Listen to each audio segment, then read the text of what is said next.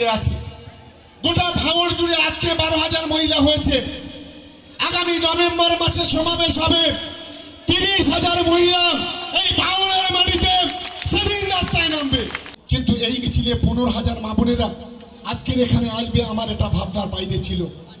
হয়েছে আমি ভেবেছিলাম 1,002 জমায়েত হবে, ব্যবসা করতে পারে। আজ আমি অবাক হয়ে গেলাম। আজকের এই পুষ্টি সম্পর্কে মা বোনেদের বিভিন্নভাবে সাহায্য করেন।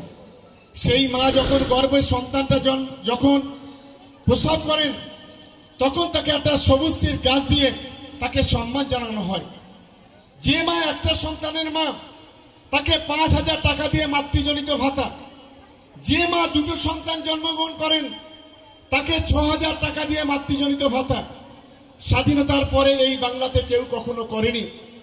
আমাদের মেয়েরা যখন স্কুলে যায়, 13 বছর বয়সে তাদের কন্যাশ্রী, 13 বছর বয়সে তাদের কন্যাশ্রীতে নাম লেখানো হয়। 18 বছর বয়সে তারা 25,000 টাকা পায়। আর যদি কোনো মেয়ে সে যদি লেখাপড়া না জানে, আমাদের মুখ্যমন্ত্রী মমতা বন্দ্যোপাধ্যায় বললে তাতে কোনো অসুবিধে নেই। তার বিয়ের সময় আমি মমতা বন্দ্যোপাধ্যায় আরো রূপশ্রী প্রকল্পে 25,000 টাকা দিয়ে তাদের আমি বিয়ের ব্যবস্থা করব। এর নাম হচ্ছে মমতা বন্দ্যোপাধ্যায়।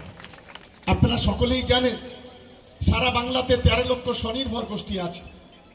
আজ আমাদের মা বোনেরা তারা নিজের পায়ে দাঁড়িয়ে আজকে ছোট এই স্বনির্ভর গোষ্ঠীর মধ্য দিয়ে তারা স্কুলে রান্না করছে। কারা? আজকে স্বনির্ভর গোষ্ঠীর মহিলারা। ছোট বড় মাঝারি আজকে কলকারখানা